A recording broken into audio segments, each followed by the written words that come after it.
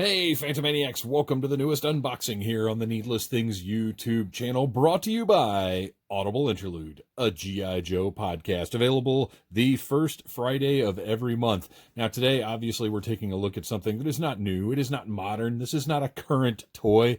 This is a toy from the era of insanity of G.I. Joe, 1993's Star Brigade.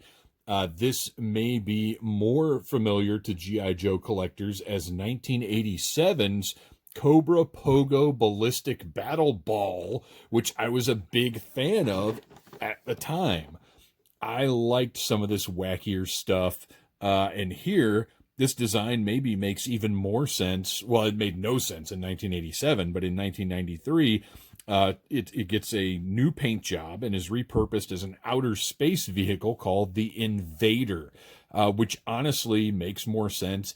And I happened across one of these on eBay for $20, mint in box, and I thought, you know what? For $20, I love this goofy vehicle. I've never owned this because by 1993 I was out of G.I. Joe. So it just seemed like something that would be fun, cool to own. I never had one, but I love this new color scheme on this crazy thing. So I was like, you know what? Let's do it. I'm rebuilding my vintage Joe collection and trying not to go outside of what I owned when I was a kid. But this was one of those opportunities that came along, and I was just like, man, I got to do it and open it up on the YouTube channel because I love you guys.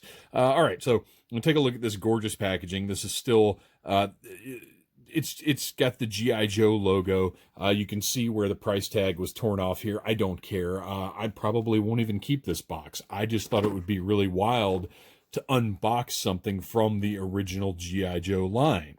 You can see right here, Invader, Cobra, the enemy, ages 5 and up. And then up here, we've got the flag points. Now, by this time, I'm not sure what the mail-away system consisted of, but when I was collecting G.I. Joe, you saved up these flag points and you sent them in to get special mail-away items or items that were gone from retail and only available through Hasbro's mail-in system. So flag points were very cool. Space blasting attack pod, right? Awesome. On the sides, you just got more art, very different from the packaging that was around when I was a kid. You can see Star Brigade has a much larger presence in the livery than the actual G.I. Joe logo. I mean, you would almost, if you didn't know, you might look at this and think, oh, the toy line is called Star Brigade. Which by 1993, I think there was a move away from it being more G.I. Joe branded stuff. You can see all of the features being pointed out here. I'm not going to read everything, but I am going to read the crazy bio on here. It's Cobra's interplanetary attack pod that's hopping mad. The Invader attacks by plummeting from the upper atmosphere and pouncing on unsuspecting victims dwelling on planet surfaces. This ballistic battle ball features lunar landing legs, an opening command canopy, and a spring-fired missile launcher. Okay, so at this point in G.I. Joe, it's just straight-up interplanetary warfare, apparently. Wild. Enclosed are top secret blueprints of an actual Invader. So the real thing, not to be mistaken with this toy version. Add them to your G.I. Joe command file. So there you go. I'm excited. I can't wait to open this thing up and put it together. Now, you may notice, hang on just a second. Let's see if we can capture this. That doesn't sound very mint in box. It sounds almost like somebody put all the parts back in the box and sealed it up. And what's interesting here is this is all, this is glued closed. This is not, nowadays, if this box would have a piece of tape right here and it'd have a flap folded in, but these flaps are just glued shut. And I haven't opened a toy from 1993 since 1993, so I don't know what to expect. I know if this was older G.I. Joe, I wouldn't think it would rattle around like that, but the eBay seller didn't, you know how you get a feel for a seller from reading what else they have available and that sort of thing?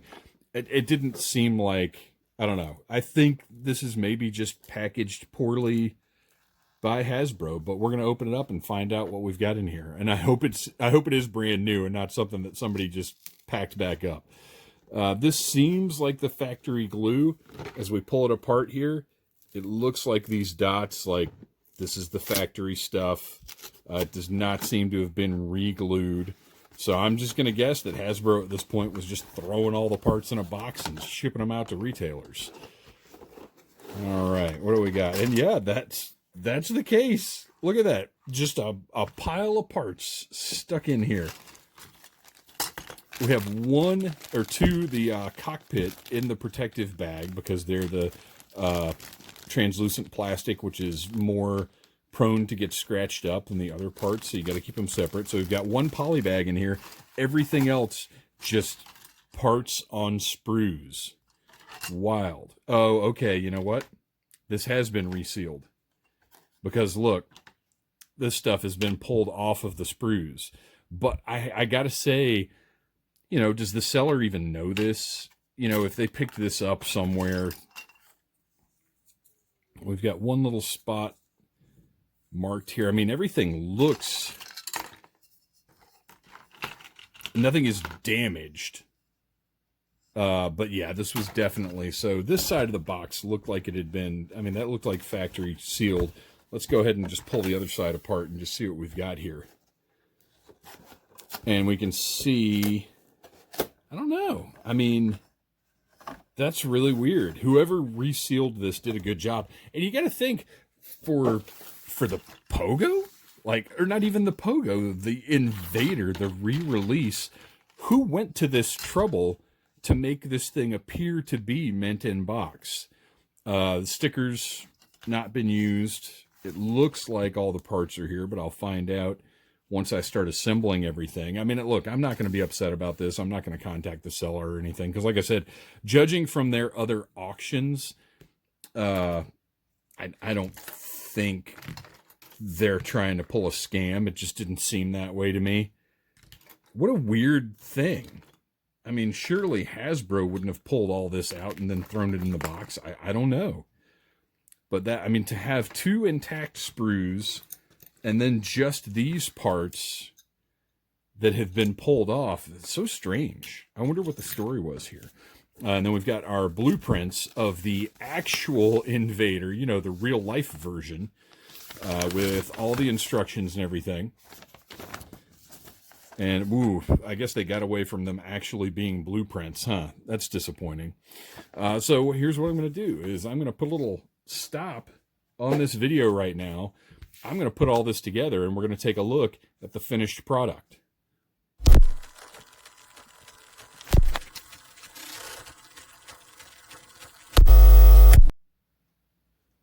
So I actually did leave video running while I was putting this thing together. I thought I might do a little time lapse, but there were a couple of parts that were a little trickier than I thought they were going to be, so I just stopped it, and this is what we've got. You'll notice I have not put the stickers on this because the stickers are hideous. This is some total 90s design. I think what I'm probably going to do is order a sticker sheet from Toy Hacks with more traditional Cobra logos and stuff on it. Or maybe even just order a Pogo sticker sheet if they do that, and I think they do. Because these are just horrible. As much as I like the weird colors of this one, those stickers are not going on it. But I will say, this thing is minty. I don't know what the deal was with all those parts being off that one sprue, but everything about this is fresh, this is clean. The only thing that seems not quite right is our little scar right here, but even that doesn't seem like play damage. That seems like it could be maybe factory damage. I don't know. But like I said, for $20, are you kidding me? This is great. I love it. You've got all the missiles here that on the original version, you just took them and, you know, made them launch yourself because that's how we played back in the day. And then we do have the additional, this was not on the original Pogo. am almost positive, because the launching missiles became a thing later in the G.I. Joe line, and I was never a fan because this stuff to me just never looks right. I don't love it. But this thing launches like crazy, and that is gone across the Phantom Zone, never to be seen again. But that's okay, because all of the missiles can be used in the launcher. So very cool. I like that. I might not even display the launcher, as a matter of fact.